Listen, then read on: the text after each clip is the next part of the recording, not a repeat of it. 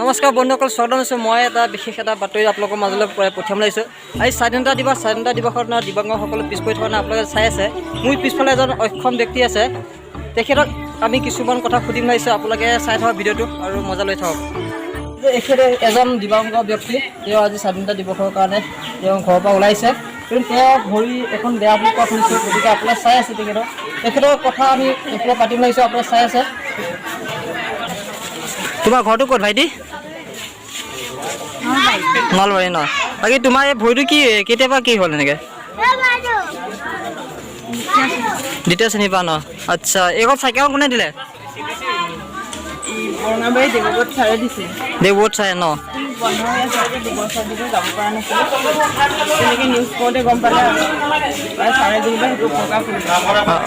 ঠিক আছে।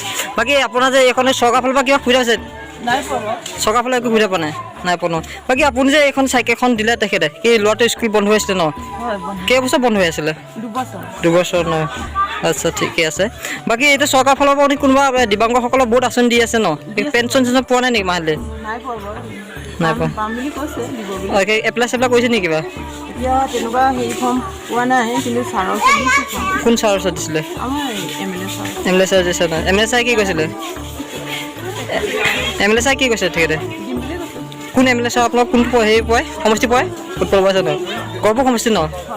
আচ্ছা, ঠিকে আছে। বাকী এইটো দেখিছে আপোনালোকে, এইখন এটা বহুত অক্ষম ব্যক্তি। স্বাধীনতা দিৱসত তেওঁ ঘৰত থাকিব মন নকৰি তেখেতৰ মাকে ঘৰৰ পতাকাখন কিনি দিলে। এতিয়া তেখেতে এইখন লৈ তেওঁ স্বাধীনতা দিৱসৰ ওচৰৰ স্কুললৈ আহিলে। আপোনালোকে চাই আছে।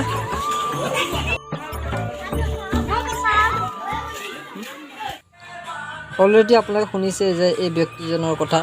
বাকী ভাবিলোঁ ময়ো আপোনালোকক অকণমান তেখেতৰ ঘৰ দেখুৱাম লাগিছোঁ। ব'লকচোন তেখেতৰ ঘৰৰ পৰা আহোঁ এপাক। এইটোৱে যে তেখেতৰ ঘৰ। এই কথা পাতোঁ, কিছুমান কথা সুধিম আজি। এইটো হৈছে ল'ৰাটোৰ ঘৰটো। বাকী মই এনেকৈ ৰাতিপুৱাই আহি দেখিলোঁ যে তেখেত স্বাধীনতা দিৱসৰ কাৰণে সাজু হৈ থকা, কিন্তু ঘৰতে ভাবিলোঁ কি আপোনালোকক অকণমান দেখুৱাম ভাবিছোঁ। গতিকে তেখেতৰ ব্যক্তিগত জীৱনৰ কিছুমান কথা জানিছোঁ ল'ৰাটোৰ বিষয়ে মাকৰ পৰা। বাকী ব'লক আমি মাকৰ বিষয়ে কথা আলোচনা কৰোঁ। বাকী আপোনালোক আমি বহুত ভাল লগা নাই আজি বহুত দুখজনক কথা। আপোনাৰ এজন পুত্ৰ এই বৰ্তমান এনেকুৱা হৈ আছে।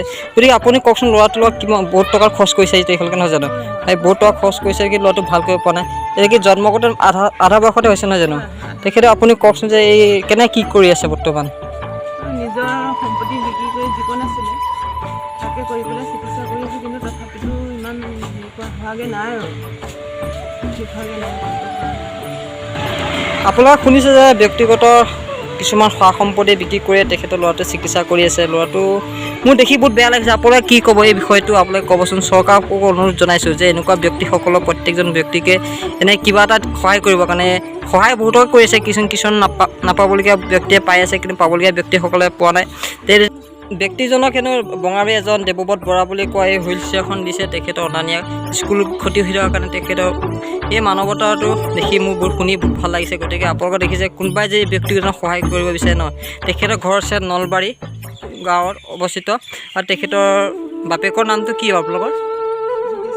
যোগেশ্বৰ বৰা নহয়? তেখেতৰ ঘৰ হৈছে যোগেশ্বৰ বৰা। বাকী তেখেতৰ লগত আপোনালোকে যোগাযোগ কৰিব। আৰু তেখেতৰ মই কণ্টেক্ট নম্বৰ আৰু কোনোবাই যে ব্যক্তিৰ সহায় কৰিব বিচাৰে ন, এনেকুৱা ব্যক্তিক সহায় কৰক। বাকী আপোনালোকে চাই থাকক আৰু ভিডিঅ'টো কেনেকুৱা পাইছে সকলোকে জনাব।